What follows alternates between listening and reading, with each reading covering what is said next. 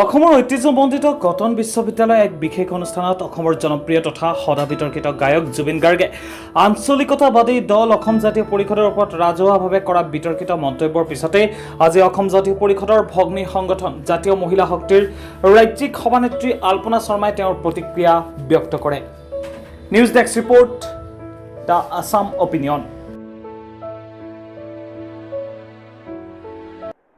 জনপ্ৰিয় তথা সদা বিতৰ্কত থকা অসমৰ জনপ্ৰিয় গায়ক জুবিন গাৰ্গে অসম জাতীয় পৰিষদৰ সন্দৰ্ভত অতি বিতৰ্কিত মন্তব্য কৰিছে। এই সন্দৰ্ভত জাতীয় পৰিষদৰ নাৰী শক্তিৰ মুখ্য নেত্ৰী হিচাপে আপোনাৰ প্ৰতিক্ৰিয়া জনাইছে। হয়, জুবিন গাৰ্গে যোৱাকালি কটনৰ যেতিয়া তেখেতৰ নিজৰ জীৱনৰ ওপৰত এটা ভিত্তি কৰি পেলাই এটা আচলতে কুইজ কম্পিটিশ্যন হৈ আছিলে, সেইটো সময়ত যিকোনো ধৰণৰ ৰাজনৈতিক দলৰ বিষয় আনাটোৱেই আচলতে অতি অপ্ৰাসংগিক। তথাপিতো তেখেতে এই কথাটো ক'লে আমি আচৰিত হ'লোঁ, বা অসমৰ জনগণ সকলোৱে আচৰিত হ'লে, কাৰণ অসমৰ জনগণৰ মনত আঞ্চলিকতাবাদ সদায় সোমাই আছে। ইয়াৰোপৰি কি হ'ল, তেখেতে বৰ্তমান যিখিনি কাম কৰি আছে, তেখেতে নিজকে কলাগুৰু বিষ্ণুপ্ৰসাদ ৰাভাৰ লগত নিজকে ৰিজায়। তেখেতে যেতিয়া ষ্টেজত প্ৰগ্ৰাম কৰে তেতিয়া তেখেতে পাইপৰ ওপৰত উঠি যায়। এনেকুৱা ধৰণৰ কামবিলাক আমি দেখিছোঁ। আমি তেখেতক সন্মান কৰোঁ। এগৰাকী শিল্পী, তেখেতৰ যি গানৰ ওপৰত, শিল্পৰ ওপৰত তেখেতৰ যি চৰ্চা, তাক আমি সদায় সন্মান কৰোঁ আৰু প্ৰতিদিন সন্মান কৰি যাম। কিন্তু এইটো আশা কৰা নাযায় যে জুবিন গাৰ্গৰ নিচিনা এগৰাকী শিল্পীয়ে এনেকুৱা ধৰণৰ এটা ভাষা, যিবিলাক ধৰক আমাৰ সংবিধানৰ ভাষা বুলি আমি নধৰোঁ, সেনেকুৱা ধৰণৰ শব্দ কিছুমান তেখেতে ব্যৱহাৰ কৰিছে। মই কেইটামান প্ৰশ্ন কৰোঁ। প্ৰথম প্ৰশ্ন, সুবিধাবাদী বুলি কৈছে তেখেতে। আজি যদি লুৰিণজ্যোতি গগৈ সুবিধাবাদী হ'লহেঁতেন, তেনেহ'লে লুৰিণজ্যোতি গগৈয়ে আজি বিজেপিৰ বিধায়ক হৈ থাকিল হয়। দ্বিতীয় কথা, লুৰিণজ্যোতি গগৈয়ে বিধায়কৰ কথাটোও মই বাদ দিলোঁ। তেখেতে আচুৰ বাঘজৰী হাতত লৈ থাকি আৰু এজন যথেষ্ট বয়সস্থ নেতাৰ নিচিনা আজিও তেখেতে আচু কৰি থাকি সেই সন্মান, সেই ধৰণৰ ব্যৱসায় বাণিজ্য কৰি থাকিব পাৰিলেহেঁতেন। গতিকে সুবিধাবাদী কোন, এই বিষয়টো আচলতে প্ৰত্যেকে অনুধাৱন কৰিছে। তাত ক'বলগীয়া বা দ্বিতীয় মত এটা আচলতে মোৰ মতেদি নাই।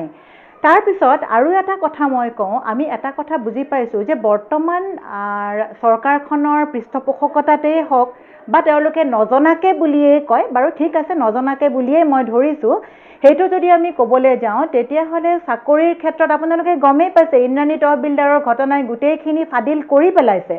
তাত যিটো কথা কোৱা হৈছে যে চাকৰিৰ নামত লাখ লাখ টকাৰ আবণ্টন হৈছে, ধন আবণ্টন হৈছে, চাকৰিত ঘোচ দিয়া প্ৰক্ৰিয়া, শূন্য সহনশীলতা নীতিৰ কথা কোৱা চৰকাৰখনে আজি বাধ্য হৈ গৈছে এইটো কথা নিজকে নিজে মানিবলৈ, কাৰণ তেওঁলোকৰ মাত নাই মুখৰ, যে চাকৰিৰ নামত অজস্ৰ টকাৰ ধনৰ লেনদেন হৈছে। কাঠৰ চিণ্ডিকেট হৈছে, আপোনালোকৰ আমাক নিউজ মিডিয়াবিলাকে আমাক দেখাই আছে, কাঠৰ চিণ্ডিকেট হৈছে। তেওঁলোকে কয় কোনো চিণ্ডিকেট নাই। মহিলাৰ সুৰক্ষা বিঘ্নিত হৈছে, মহিলাৰ কোনো সন্মান নাইকিয়া হৈছে। এই সময়ত তেখেতসকলে আচলতে এই শিল্পীজনক, আমাৰ মৰমৰ শিল্পীজনক, অসমৰ মানুহৰ হিয়াৰ আমঠু এই শিল্পীজনক ব্যৱহাৰ কৰিছে। আৰু আচৰিত হৈছোঁ, তেখেতৰ নিচিনা এজন মানুহ আচলতে ব্যৱহাৰ হ'ব নালাগিছিল। যেনেকৈ আচুৰ সৰ্বোচ্চম নেতৃত্বক ব্যৱহাৰ হোৱা বুলি অসমৰ ৰাইজে অনুধাৱন কৰিছে বা মনত এটা অনুভৱ কৰিছে, সেই একে ধৰণৰ অনুভৱেৰে আমি আচৰিত হৈছোঁ যে এজন আমাৰ অতি মৰমৰ শিল্পীক কেনেকৈ ব্যৱহাৰ কৰিব পাৰিলে আৰু কিহত ব্যৱহাৰ হ'ল। সেই ব্যৱহাৰ হোৱাৰ নিশ্চয় কিবা এটা কাৰণ আছে। সেই কাৰণটো কি? কা আন্দোলন যেতিয়া হৈছিল, জুবিন গাৰ্গ কা আন্দোলনৰ নেতাসকলৰ লগত আছিল, প্ৰত্যেকৰে লগত আছিল। তাৰপিছত তেখেতৰ স্থিতিটো কি আছিলে, আচুৰ স্থিতি কি আছিলে, এই গোটেই কথাবোৰে আচলতে আজিৰ অসমীয়া মানুহে, অসমৰ মানুহে, প্ৰতিজন মানুহে চালি জাৰি চাইছে আৰু চাই পেলাই এটা নিশ্চিতভাৱে এটা সিদ্ধান্তত উপনীত হৈছে যে এই যে টোল গেট, 18খন টোল গেট আকৌ দিলে, 9খন আগৰ আছিল, 27খন টোল গেট হ'ল। অসমত জিলা কিমানখন আছে? 33খন বা 34খন এতিয়া ভাঙি মেলি পেলাই। সেই তাৰমানে কি, আৰু 7খনমান দিলে দেখোন গোটেইকেইখন জিলাতে হৈ যায়, সেইকেইখনো দি দিয়ক। এই গোটেই কথাবোৰ তল পেলাবৰ কাৰণে এটা ইছ্যু ক্ৰিয়েট কৰা হৈছে।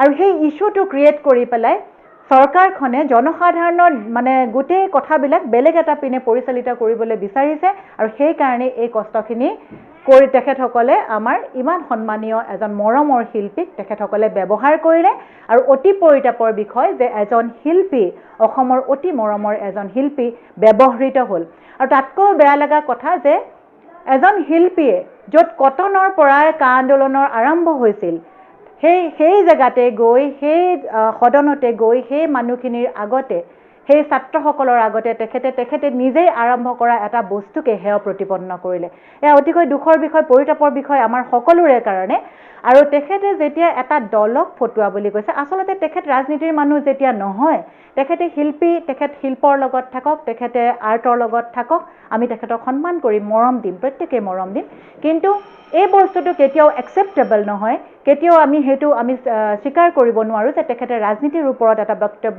আগবঢ়াওক আৰু সেই বক্তব্যক অসমৰ মানুহে গ্ৰহণ কৰিব লাগিব এতিয়া এনেকুৱা কথা হৈছে তেখেতক লৈও মানুহে বহুত বেয়া কথা কৈছে যিখিনি মানুহ কিন্তু আমাৰ দলৰ নহয় গতিকে মানুহৰ অন্তৰৰ আবেগবিলাক তেখেতে অনুভৱ কৰক আৰু আশা কৰোঁ তেখেতে নিজকে অকণমান শুধৰণি কৰক যাতে প্ৰত্যেকে তেখেতক মৰম কৰে আগৰ দৰে তেখেত জনতাৰ শিল্পী হৈ থাকে আৰু তেখেতে ৰাজনীতিৰ লগত কোনো ধৰণে জড়িত হৈ নাথাকে মই ভাবোঁ এইখিনিয়ে মই ক'বলগীয়া কথা আছিলে তেখেতৰ বিষয়ে ভাল পাওঁ জুবিন গাৰ্গক এগৰাকী শিল্পী হিচাপে কিন্তু ৰাজনীতিৰ ক্ষেত্ৰত তেখেতে মাত মতাৰ প্ৰয়োজন আছে বুলি কোনো মানুহে আচলতে অনুভৱ নকৰে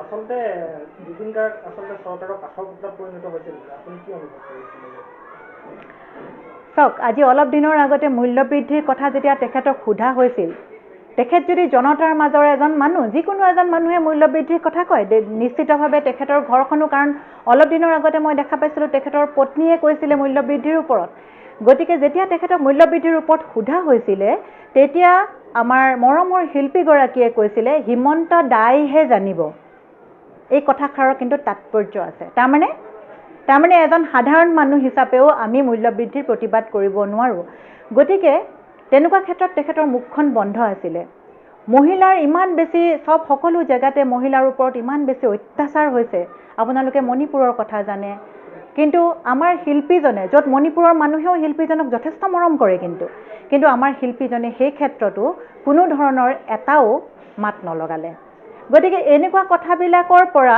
আচলতে এক ধৰণৰ হয়তো আপুনি কোৱাৰ নিচিনা কথা মানুহে চিন্তা কৰিব পাৰে মই হাতৰ পুতলা শব্দটো ঠিক নকওঁ কিন্তু এইটো হয় যে তেখেতে হয়তো বৰ্তমান শাসনাধীষ্ঠ চৰকাৰখনক বেয়া পোৱাবলৈ তেখেতেও বেয়া পায় এনেকুৱা অনুভৱ হৈছে